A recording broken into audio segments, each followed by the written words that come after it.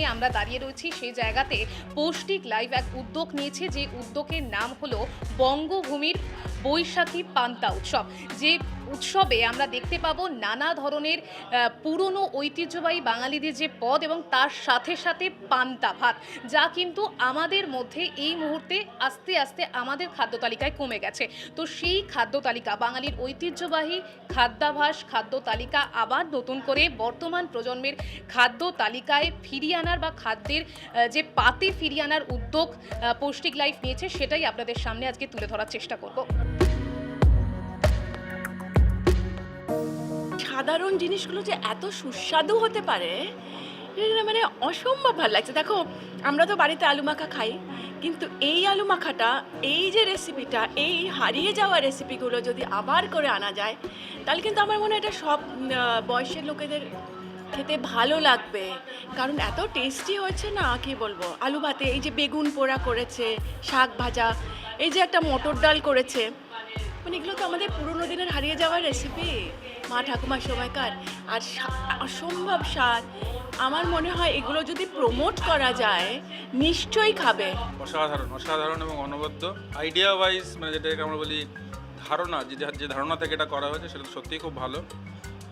আমরা ছোটোবেলায় পান্তা খেতামও এবং এখনও মাঝে সাঝে খাই, মেয়েও খায়। তো রেগুলার নয়, কিন্তু আমরা খাই, স্পেশালি গরমের সময়। সত্যিই খুব ভালো লাগে এবং পান্তাটা খুব সাধারণ খাবার, তো সেজন্য সাধারণ কোনো উপাদানের সঙ্গে সেটা খাওয়া যায় আর কি। কিন্তু এখানে সব অসাধারণ কিছু উপাদান আছে। খুব ভালো লাগছে, মানে অনেক কিছু আছে, মানে মানে এই যে আম তেল, এগুলো খুব মানে মাঝে সাঝে তো খাওয়া হয় না, তো এখন খেতে পারছি, খুবই ভালো লাগছে। মানে আর এই চালটাও মানে অন্যরকম খেতে, অদ্ভুত খেতে, মানে এরকম মানে টেস্ট আমি মানে খুব কম পেয়েছি। এই যে পুরনো ধারার খাবারের যে পুরনো ধারা রয়েছে, বিভিন্ন বইতে উল্লেখ রয়েছে, গল্প সাহিত্যে তো ভীষণভাবে উল্লেখ আছে, সেইগুলোকে ফিরিয়ে আনতে আমার খুব ভালো লাগে। মানে আমি খুবই পুরনোপন্থী একজন মানুষ, মানে নস্টালজিয়া এই সব নিয়ে আমি খুব ভালোবাসি থাকতে। তো এই রান্নাগুলোর মধ্যে মা মাসিদের হাতের ছোঁয়া মিশে আছে, মা মাসিদের গল্প মিশে আছে, রান্নাঘরের দৈনন্দিন খুঁটিনাটির যে গল্প সেইগুলো রয়েছে মিশে, মানে সাধারণ মানুষের যে গল্পগুলো, সেইগুলো আমি এই খাবারের মাধ্যমে তুলে ধরতে চাই। এই যে পান্তা উৎসবটা হচ্ছে, তার যেসব মেন জিনিসটা বলার, সেটা হচ্ছে কি আমরা ভাদুই চাল দিয়ে করছি।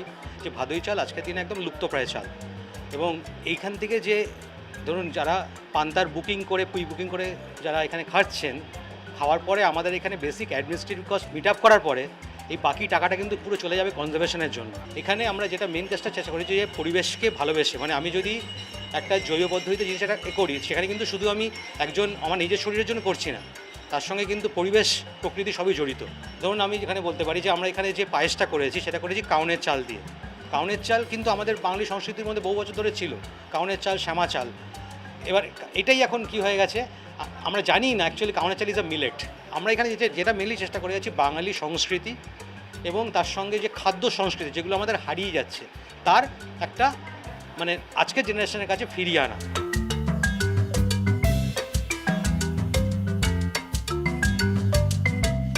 এটা আমার কাছে একটা লোকশিল্পের নবজাগরণের মতো। এর সাথে পরিবেশগত যোগাযোগ রয়েছে এবং এর সাথে সামাজিক যোগাযোগ রয়েছে, কিন্তু ব্যক্তিগত স্তরে এই রান্না আর কোনো পরিবারেই হয় না। সুতরাং যদি কেউ এটা ফিরিয়ে আনতে পারে ইনস্টিটিউশনালি, মানুষের কাছে এটা একটা নতুন অভিজ্ঞতা হবে এবং পুরো জিনিসটা তো স্বাস্থ্যের পক্ষেও খুব ভালো এবং এটা আমাদের ঐতিহ্যের একটা অংশও বটে। সুতরাং সব মিলিয়ে এটা একটা অত্যন্ত শুভ এবং সময়োপযোগী উদ্যোগ। এখন যা প্রচণ্ড গরম, কলকাতায় তো এরকম গরম আগে পড়তো না, গ্রীষ্ম তো ছিলই, কিন্তু এই রকম কষ্ট হতো না। তো আমাদের হঠাৎই মনে হলো যে যদি সকলকে একটু প্রাণে শান্তি দেওয়া যায়, সেই জন্য একটা এই প্রচণ্ড গরমে পান্তা উৎসব করলে কেমন হয়। তো সেই ভাবনা থেকেই আমরা এই একটা ছোট করে এমন একটা উদ্যোগ নিয়েছি। পান্তা তো আমাদের শুধু পশ্চিমবঙ্গেই নয়, এ আমাদের প্রতিবেশী রাজ্য উড়িষ্যা, সেখানে বলে পখালা, তারপরে আসামে বলে পৈতা ভাত।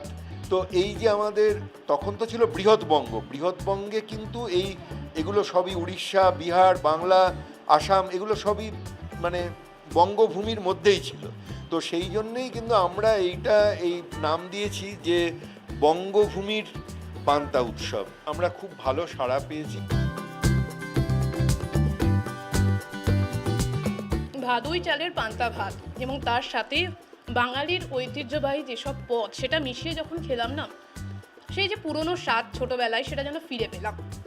তো দুদিনের এই যে বঙ্গভূমির বৈশাখী পান্তা উৎসব, সেটা যেন ধীরে ধীরে নতুন করে নতুনভাবে বাঙালিদের নিত্যদিনের খাদ্য তালিকায় আবার ফিরে আসে, সেই আশাই রাখবো।